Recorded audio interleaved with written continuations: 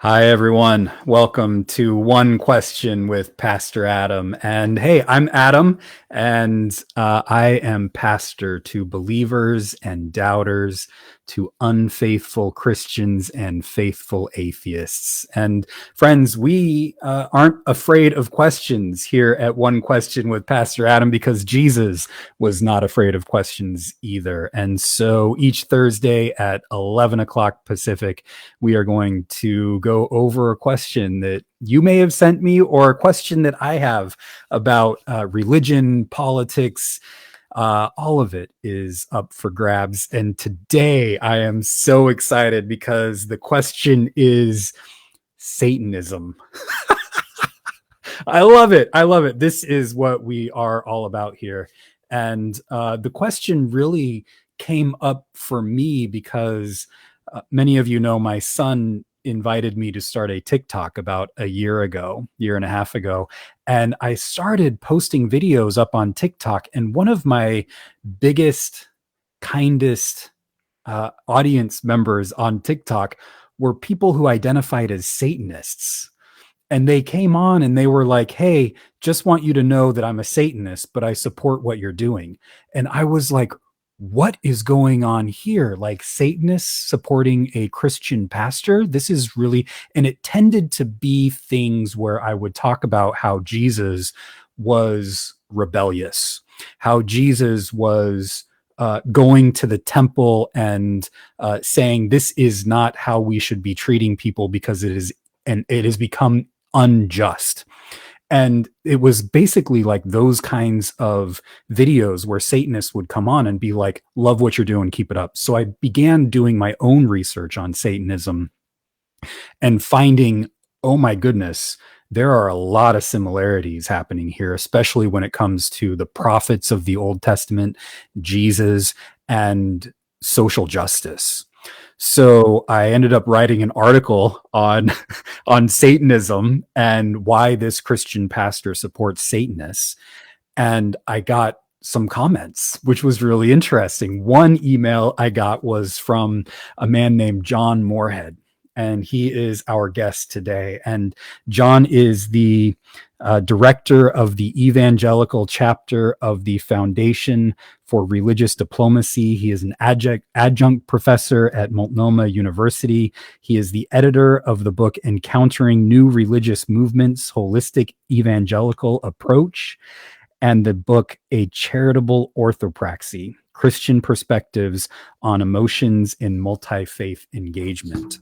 And John contacted me, he emailed me and sent me some documents that he had written along with some Satanists.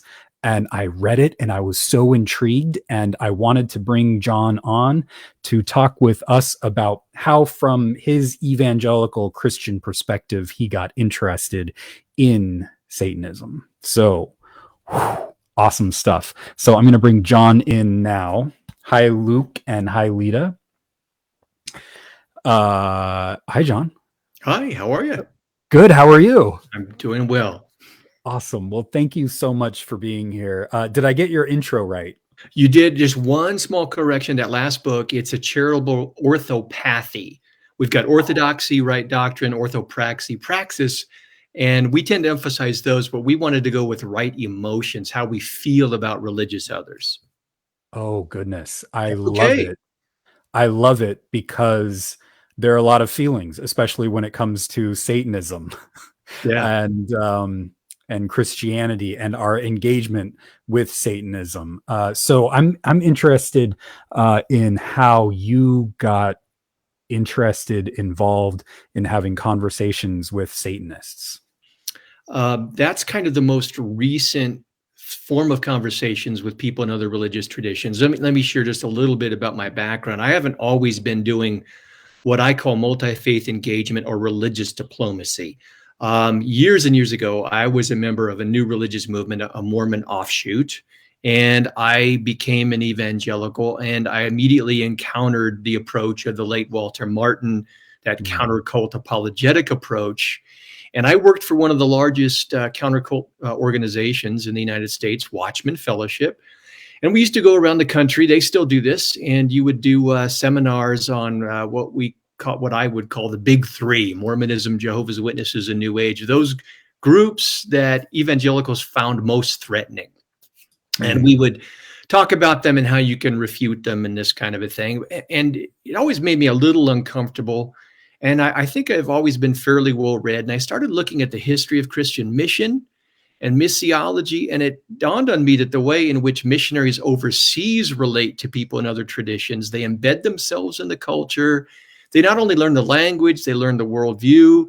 And they're trying to communicate the gospel cross-culturally in ways that are meaningful. They aren't purposefully trying to alienate those in another religion. Certainly they would point out differences, but that's not what they focus on. And then I started looking at some of the academic treatments of other religious movements and what scholars were saying. And I saw that the assumptions that many evangelicals have about what the other religions are about and how we should relate to them, I found that problematic. And so I moved out of an apologetics ministry to more dialogical, again, multi-faith engagement or religious diplomacy. And one of the first groups, of course, I started talking to Latter-day Saints because that was my background. And then some colleagues in Australia said, you really ought to look at paganism. And so I started, when I was in seminary, having dialogues with pagans online and then here in my Utah context. And then within the last couple of years, I was interested in the Satanic Temple, based out of Salem, Massachusetts. They make headlines from time to time with some of what they do, such as trying to have a Baphomet statue on state capitol grounds as a challenge to Christian privilege in the name of religious freedom in various states and so on. And I was intrigued by this group. Not threatening, but it's like, wow, they're really going at Christian privilege, Christian hegemony in interesting kinds of ways. And so I found a documentary online called Hail Satan ? That talked about this group. And I reached out on Facebook. I said, does anybody know anybody in the Satanic Temple that could maybe hook me up with somebody for a conversation? And I had a scholar friend of mine, Joseph Laycock, and a member of the pagan community. They both made connections to Stephen Bradford Long, who's a member of the Satanic Temple, and he has his own podcast called Sacred Tension. And he was kind enough to invite me on his podcast, just based upon this recommendation. And it was an interesting experience. He didn't know me, from Adam. It was just based upon these recommendations. Stephen's a former evangelical. He's a gay man. He has had negative experiences in the past with evangelical Christianity in the church. And yet he invited me on, and he let me ask him a series of questions for the possibility of evangelical leaders to learn more about Satanism and the Satanic Temple. And I could sense over the course of that podcast kind of an openness developing on Stephen's part. And towards the end, he started to ask me questions. He said, what do you think about ex-evangelicals? And my response was very open. I said, normally we evangelicals blame the former evangelical. We say they didn't have enough faith, or they wanted an excuse to sin, or what have you. And I said, we really need to listen to these stories and be self-critical about what that says back to the church. And I think that really resonated with Stephen and his experience. And that kind of opened the door for us to have this ongoing series of conversations, to develop a relationship. We co-authored an article for a journal out of New Wine, New Wineskins in Multnomah. And we've been on each other's podcast several times, and we're currently in the process of writing a book proposal for a literary agent that we would co-author. And I think it'll be the first time a Christian and a Satanist have ever authored a project like this. So I'm still learning. I'm not only talking to Stephen and other Satanists, but I'm also reading academic books by scholars to try and learn as much as I can so that in our conversations, I bring an informed perspective. I love it. How, as you as an evangelical, navigate the waters of just being in relationship conversation with a Satanist like this for many people is going to reframe in a way that is either mind expanding or it's just way too scandalous for a lot of Christians. Even to think that Satanists might have something positive to say to us is trapped in a mindset that Satan is the ultimate evil. So how dare you as a Christian even have a conversation with somebody who identifies as Satanist. And this is kind of a frame that helped me break down stereotypes that I had of Satanists before I started actually talking with them.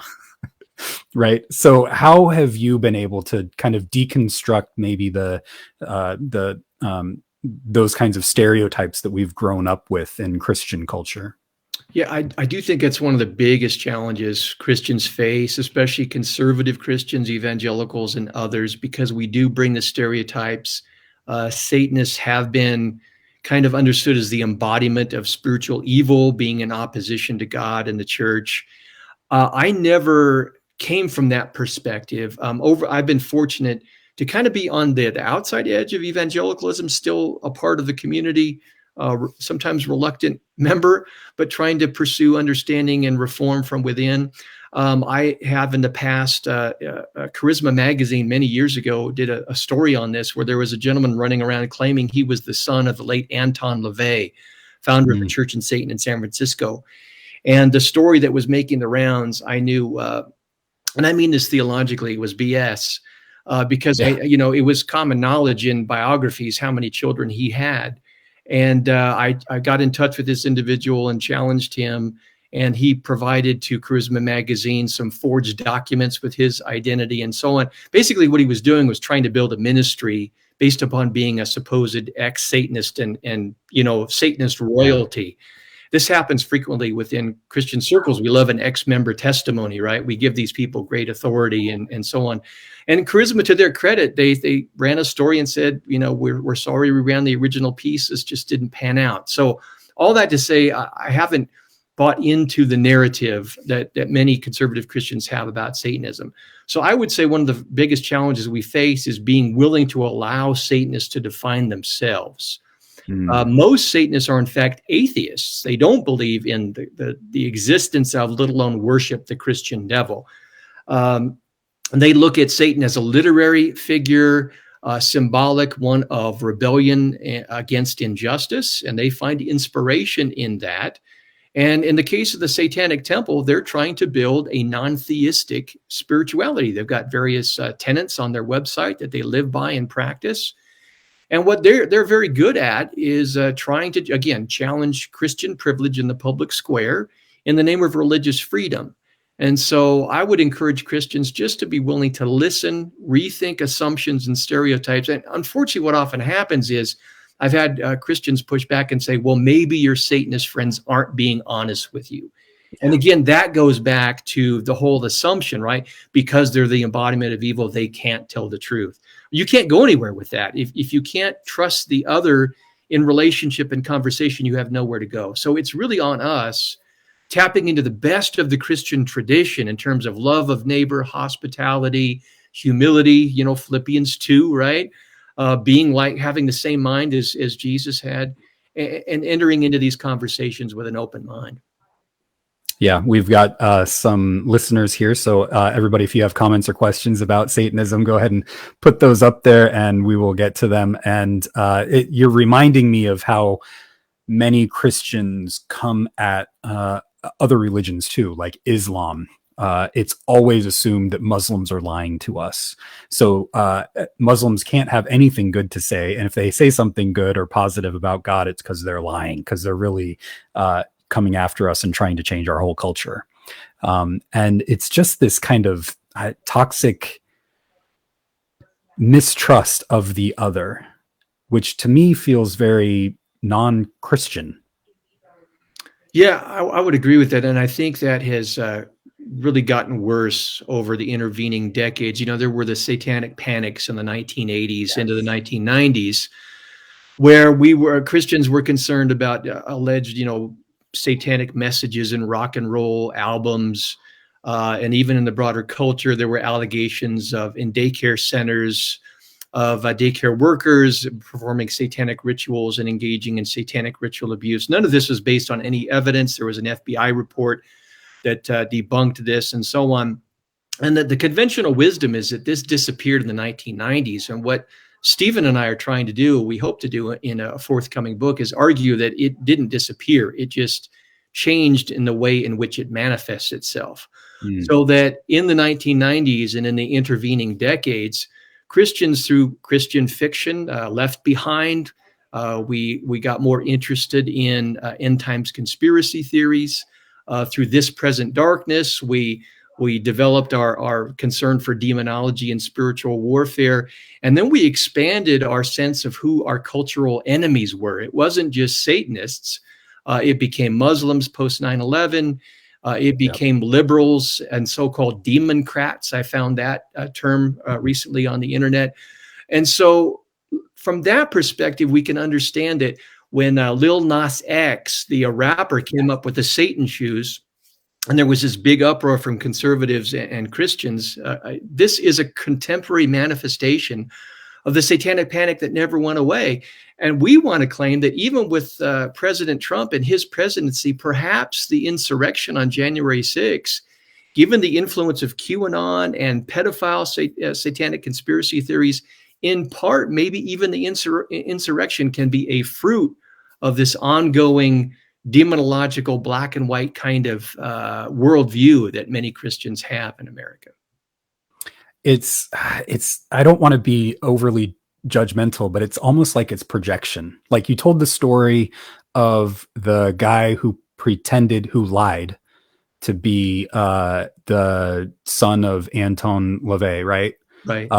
And yet it's the Satanists that we can't trust because they're the liars, right? Like it's almost like Jesus is telling us to take care of the log that's in your own eye as opposed to the splinter in the other person's eye.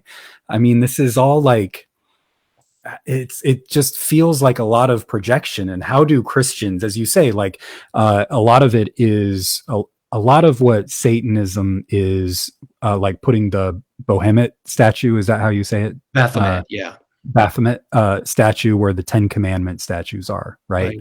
A lot of Satanism tends to get identified as just Christian trolling. But there's so much more to Satanism than just trolling Christians, right? I mean, they've got their 7 tenets, which are, I looked them up and they're just like, wow, this feels very Christian to me. Like there's so many like places where we can actually like work together for a better world, as opposed to accusing one another of being the ultimate evil, or Christians accusing Satanists of being the ultimate evil. Yeah, that's one of the criticisms of the Satanic Temple, is that they're just trolling. And that was kind of some of my initial perception. But the more I've talked with them and tried to step back and hear them and watch what they're doing, they certainly are being provocative. They're tapping into what we might call performative kinds of public expressions and actions. But that's to draw attention, drawing upon certain symbols and assumptions and so on, to draw attention to their concern, again, about Christian privilege and that minority religious traditions don't have the religious freedoms that they should have.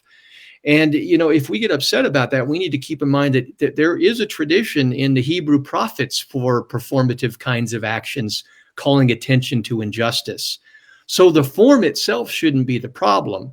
The problem is when the form gets attached to our stereotypes, and then our emotions and the us versus them kicks in, and we just need to take an emotional step back and again tap into the best of our tradition and try and hear our neighbors. And it's not saying that we're not at the end of the day going to have disagreements with Satanists. That's fine.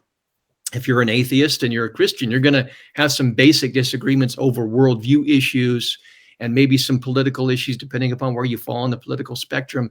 But we can hold our disagreements in a peaceful tension as we work together for the common good in our society. And that's all we're advocating is a different way for evangelicals and other Christians in America to have what I like calling a humble confidence. Have confidence in your convictions, but be humble and open at the same time. And don't use your convictions as a hammer to beat your Satanist, Muslim, or any other neighbor. Yeah. How do you get to that point? How do you get to the point as an evangelical where you are able to meet the religious other on their own terms and not try to convince them that they're wrong and that Jesus is the way, the truth, and the life, and they're going to hell unless they believe in Jesus? Like, this is like that's one of the fundamental questions that I get from a lot of conservative Christians in this topic. Yeah, and there's a lot of questions in interfaith work, and I don't follow an interfaith paradigm per se, in that I'm not interested just in commonality. I recognize that there are serious differences that have to be talked about, but that we can acknowledge those differences and work through them together, and again hold that in a peaceful tension. So I used to think years ago that what we need is better teaching. It was all pedagogical. Right? If we just give Christians the right teaching and point them to a new theology, they'll adopt that and everything will be great. But then I started taking my theological and teaching assumptions and bring them into conversation with social psychology. And I got a couple of grants from the Louisville Institute where we looked at the reasons why conservative Christians tend to either ignore or be confrontational towards people in other religious traditions. And we wanted to understand the psychology underneath the theology. Theology doesn't take place in a vacuum, and it doesn't just fall from the heavens into the scripture and objectively into our minds. I really think that much of our theological ideas about religious others is in fact post hoc. That is, we have these assumptions and these feelings, and then we look for Bible verses to try and baptize our emotions, right? So just teaching an alternative theology isn't enough. I really think we have to get to a place where we're willing to enter a liminal space with others, and over a meal, over successive meals, in a strategic way, have conversations where we rehumanize each other and then share our stories. How did we come to adopt our current positions? And then talk about, areas where we might disagree. And through that process, again, a very strategic process, I think one can get to a place where you and I think Christians ought to be. Studies have shown that this is called the contact hypothesis. If you bring people together from divergent positions and they have contact, it has to be strategic, because sometimes contact can reinforce stereotypes, right? Like when they wanted to build the Ground Zero Mosque. If you brought Christians into that hot space, you were going to just increase the polarization. So it really takes a strategic form of coming together, tapping into the best psychological ideas and thinking to help people come out the other end with a change of heart where they can really see each other in different ways. Oh, that's so good and so important. And partly because I feel like, and we've got some comments on here that are pointing to this too, like I would be able to have a really great conversation with a Satanist who was interested in social justice, and we shared a lot of those things in common, and could probably come to some similarities with their understanding of who Satan is as a rebel and my understanding of who Jesus is as a rebel. And hey, let's work together as rebels for a better world. My bigger problem is, how do I share these conversations, share these meals with Christians who are on the other side of the spectrum? So there's like interreligious dialogue that's like, okay, let's get Muslims and Christians together and let's talk about our similarities and how we want to make a more just world. But then there's intra-religious dialogue, which I find so much more challenging. Exactly. Yeah. In my experience, it's the interreligious stuff has been far easier. That doesn't mean that I haven't on occasion. It's like even with some Satanists, within the last week or two, I had a Satanist out of the blue on Twitter who just, made some assumptions about me and, well, you believe this about the Bible. And I said, no, I don't. So you're going to find, those kinds of people with those emotional attitudes and assumptions on all kinds of sides of the coin. Right. So it's not just our tribe, that struggles with this.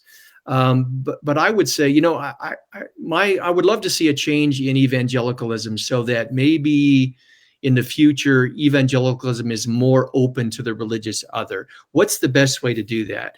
I think the best way to do it is focus on the open-minded, those who already right now are wired or leaning in that direction, and help them get there, and then replicate in their own lives and in their sphere of influence others.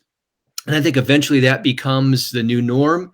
I'm not saying I want to write off those who are, vehemently opposed to this kind of thing, but it really does take a paradigm shift, and it takes a lot of work before people have that epiphany and are willing to see others in a different kind of light. So again, we really have to be strategic about how we go about this. I love it. Heather says, peaceful tension. I like that. Could you say more about peaceful tension?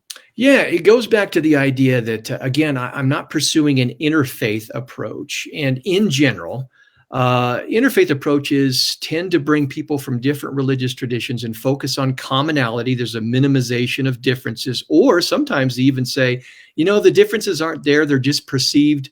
But when you boil all religious traditions down, they really teach the same thing. I don't think that's the best way to understand it. There really are huge differences, for example, between a Theravada Buddhist worldview and a Protestant Christian worldview, and we need to acknowledge that. That doesn't mean that we solely focus on difference and that type of thing, but it means we need to acknowledge that, incorporate that into our conversations as well as commonality.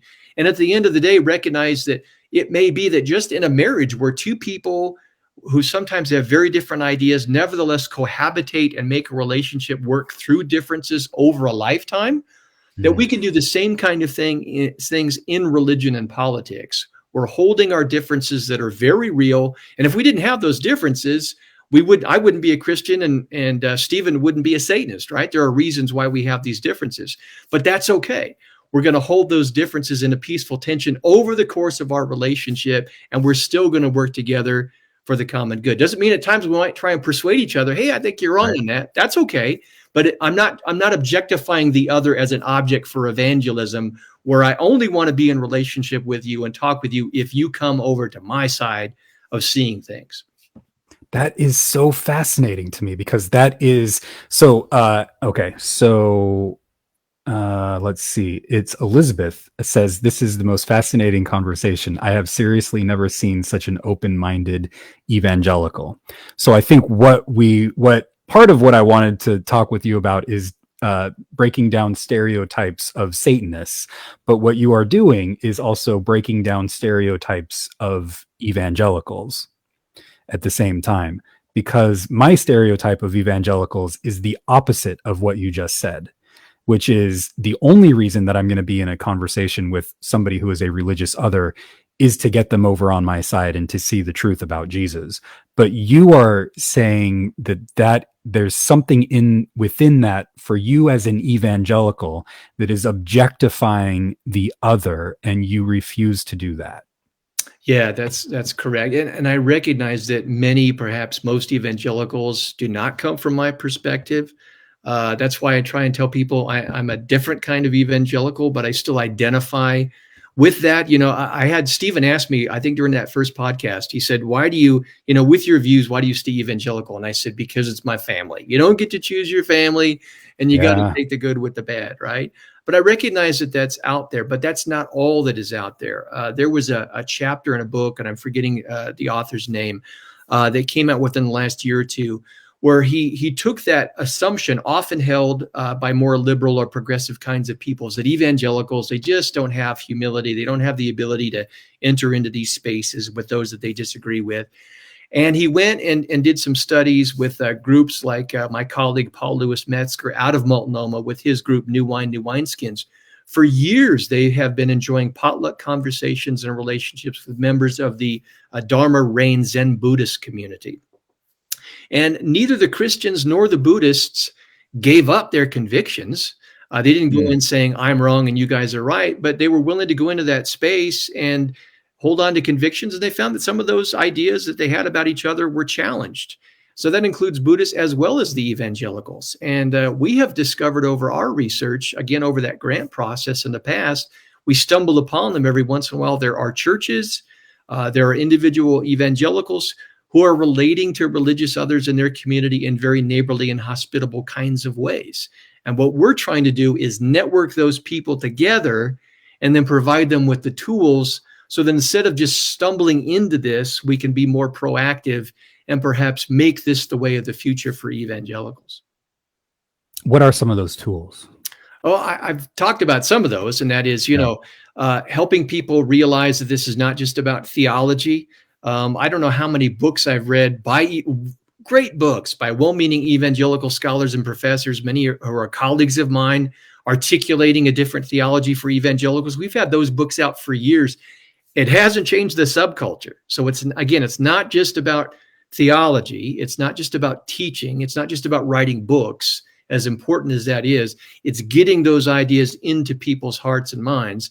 And I think what you have to do, again, is work in ways in various local levels with churches, with pastors like you, who are willing to say, hey, we got a group of Buddhists in our community. We've got a mosque in our community. How can we meet with them in such a way over a period of time, through meals, through shared service projects in our community, to develop relationships where sharing our faith is a part of it, but it's not all that there is. We're rehumanizing each other and expanding our concept of what the human experience and relating to each other is all about. So those kinds of tools we try to impart to help congregations and other Christians learn how to practice a new way forward. Love it. Dustin, welcome, Dustin. I'm glad you're here, Dustin. Dustin says, focusing on common ground is key, but it's highly unlikely you will ever convert an atheist. Many atheists arrived at their position after intense security of the evidence and lack thereof. And this, I thank you for bringing that up, Dustin. And as you've said, that John, that many Satanists are atheists. Yes. Right. There's another kind of branch of Satanism that is theistic. Is that right? Yeah, there is, for example, the Temple of Set, founded by Michael Aquino, who holds that the Egyptian deity Set, is a deity to be worshipped. But again, that theistic form of Satanism is the minority within broader Satanism. And even Set is not understood as the devil of the Christian tradition. Right. I love, Dustin, thank you for bringing that up. It's just one of the keys that I appreciate about John so much is this, the point is not to convert an atheist or a Satanist, but seems much more like just the relationship is the point. The coming together to seek some kind of mutual understanding of the other as the other is that like the point? Is that like that is the point, is to be in relationship. I would say that with religious diplomacy approach, that persuasion isn't off the table like it is with interfaith approaches, where that's an ethical no-no. I have no doubt that Stephen would like to see me abandon my belief in the existence of God and the supernatural. As an atheist, he doesn't hold that anymore. I understand that, and I would be disappointed if he held that very important belief and idea for himself, if he, felt that he had to shield that from me so that we could have this relationship.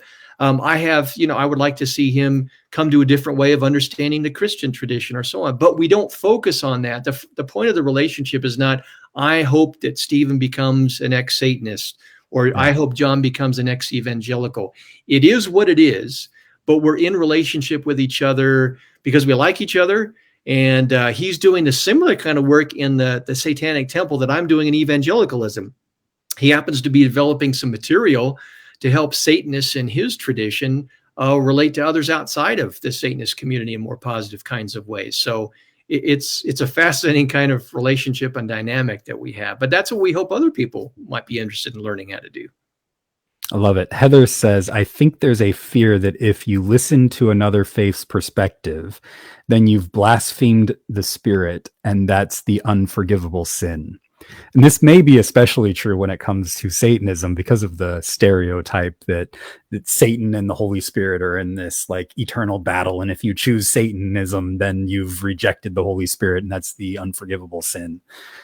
Do you have thoughts on that? Yeah, I think that's correct. One of the things I've noticed within Christian circles is a fear of syncretism, a fancy theological term for the combining of different theological ideas. So, in fact, critics of what we do have accused some of my colleagues of practicing Chrislam, a combination of Christianity and Islam, because they've been in dialogue with Muslims. Therefore, they must be involved in syncretism and compromise and that kind of a thing.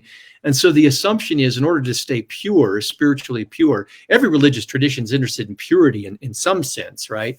In order to stay pure, the best way to do that is to stay away. So there is this fear of purity compromise.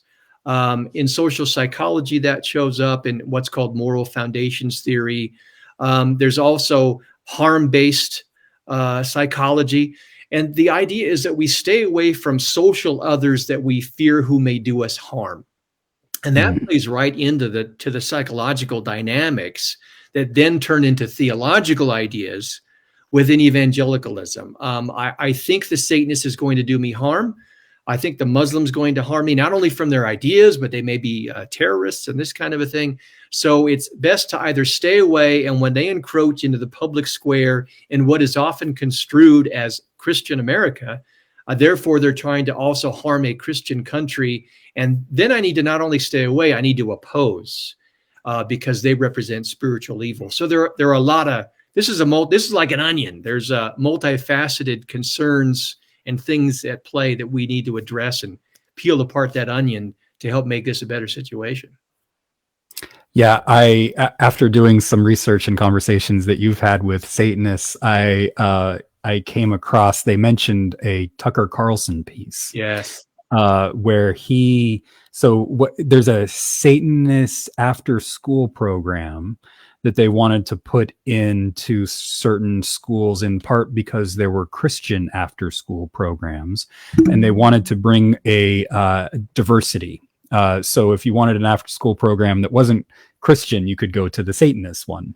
And Tucker Carlson did a scare piece on it, and brought on Lucian Greaves, who's a spokesperson for Satanism. And Tucker kept saying these ridiculous things like a Christian student at school couldn't just get up and start quoting the Old Testament. But now Satanists can, apparently, which was just totally a ridiculous thing, because can you imagine a Christian teenager getting up in the middle of class and just starting quoting Jeremiah, like in the middle of class? Of course they're not going to let that happen. Right. And yeah. So it's just these like non sequitur, as you said earlier, BS stuff that is producing more of, as you say, a satanic panic that hasn't ever gone away, and that is based on silliness. Yeah, I mean, I wish it was silliness if it didn't have such serious repercussions. Yes. Lucian is the co-founder and spokesperson for the Satanic Temple, and I think he's been on Tucker's program. I've caught 2 of his visits. Unfortunately, neither one went very well. I'm of the opinion that Tucker Carlson is not interested in good journalism, in allowing others with divergent perspectives to represent the best of their own argument and then to try and interact with it. He's there for performative reasons of his own for his audience base. And so he didn't allow Lucian to, describe what the Satanic Temple is all about. He called it a made-up religion. You can't take it seriously. And then with the after-school Satan clubs, he did something similar, and that's the one that you're referencing there. Mm-hmm. I was intrigued by by Lucian and by those discussions. And Lucian, I have followed his Twitter feed, and I retweeted during the media hype over the after school Satan clubs. I retweeted one of Lucian's tweets without any comment. And the next thing you know, I'm getting a message through Twitter from him saying, would you come on my podcast? You just retweeted it without any commentary. I looked at your website. Would you come on? And I got in touch and I said, yeah, I'll come on yours if you come on mine. And so I went on, and we had 30 minutes for him to talk about what my views were and why I was a different kind of evangelical, like we're doing here. And then he came on my podcast at Multi-Faith Matters, and we talked about the after-school Satan clubs. And I gave him an opportunity to actually talk about what they're about. And this may sound controversial, but I think that a Christian and a Christian pastor can get behind after-school Satan clubs, because the law says that any religion has the right to make an offering for a child voluntarily to participate or not participate. It's not just a Christian endeavor. And unfortunately, many times these Christian after-school clubs have been used to proselytize kids. So if we really believe in religious freedom and believe that the law applies to everybody, I don't see how we can say that only Christians or only those religions we like and approve of should be able to have these kinds of opportunities. And what's happened many times for the satanic temples, when they challenge, again, this Christian privilege, many times the Christians will just take their marbles and go home. So, for example, the temple has challenged prayer opening city council meetings in various locations. Mm-hmm. And when the Satanic Temple shows up and says, we would like to offer a satanic prayer, the Christians get all bent out of shape and said, fine, there will be no prayers opening, yes, this kind of thing. So again, it's a sour grapes kind of thing. If you're going to support religious freedom, it needs to be for everybody, especially those that you strongly disagree with. I am seeing more and more videos, two videos in the last week of Christians up in airplanes, yes, either singing songs, Christian songs, or there was another one that I just saw today of a man standing up and saying, you must believe in the Lord Jesus Christ in order to be saved, and invites people to do the prayer thing up in an airplane. Hey, you're closer to heaven, right? In an airplane. That's awesome. And I was like, where's the Muslim who's going to come in and start quoting the Quran? Where's the my gosh, they would throw him on the ground as a potential terrorist on an airplane. Right? Where's the Satanist who's going to go up there and talk about Christian privilege? That's it right there. And if anybody else were to do it, as you say, if a Muslim were to do it, it would be grounded and they'd be called terrorists. Yeah, I saw that video and I couldn't believe it, of the guy standing up playing guitar, singing praise songs. And a lot of the folks were clapping along, but some were very somber faced. And at first I thought maybe this is a chartered Christian plane. That was my hope. But if it was a public plane, that is just plain rude. I think one of the greatest challenges and needs for Christian ministers, leaders, pastors in our time in America is training our people how to live in a post-Christendom and perhaps in the future post-Christian America, where we don't have and shouldn't desire this kind of Christian hegemony and privilege. How can we, after all, the church, for Pete's sake, was birthed in pluralism as a marginalized sect, and it learned how to share the message within that context. I think the church historically has always done best when it is marginalized. Once we perceive ourselves as being at the center and grabbing onto power, we just want to hold on to it to force everybody else to see things and adopt our way of understanding things. Yeah, and I think that's the key, because a lot of Christians today would say that they are the ones who are being persecuted, like Tucker Carlson, yes, right? We can't just stand up in the middle of school and start quoting the Old Testament. Yeah. But the early Christians were persecuted, but they didn't use it as a way to become resentful of the other. They used it as, how would you say, there's a certain Christian resentment as we're losing power. Thank God we're losing that power, but there's a certain resentment, as you say, we have to hold on to it. And how do we just let it go and not be resentful and just continue to love our neighbors as we love ourselves, fulfilling what Jesus said was the greatest commandment? Yeah, I think this situation has been bad over the last few years. Now, unfortunately, I think it's going to get worse. I just came across this week a new paper by some social psychologists where they did some studies and noted that when Christians in their study group were primed to think of Christianity in America losing numerical dominance, that it increased anxiety, defensiveness, it threatened their sense of Christian identity. And I think those numbers are moving in that direction, which is why, combined with this Christian nationalism narrative that this is a Christian country and we have to keep it that way, that explains psychologically and politically why there was such a great support in the evangelical community for Trump, a candidate who never, given his morality, would have been supported in prior decades. If you look at the way evangelicals went after Clinton, Bill Clinton, versus their support for Trump, it's just ethically and morally night and day. And it's because of this perception of threat that they're somehow losing their freedoms. They're not. They're losing privilege, but they're not Yes. losing freedoms. Yes. And I think we just need to help our tribe recognize that a loss of privilege is not the same thing as a loss of freedom. And if we work for the freedom for everybody, then we have a marketplace, an openness of ideas where we can work together and try to mutually persuade each other. And then let the best story, the best narratives prevail in that context. Beautiful. April says, I married a Hindu.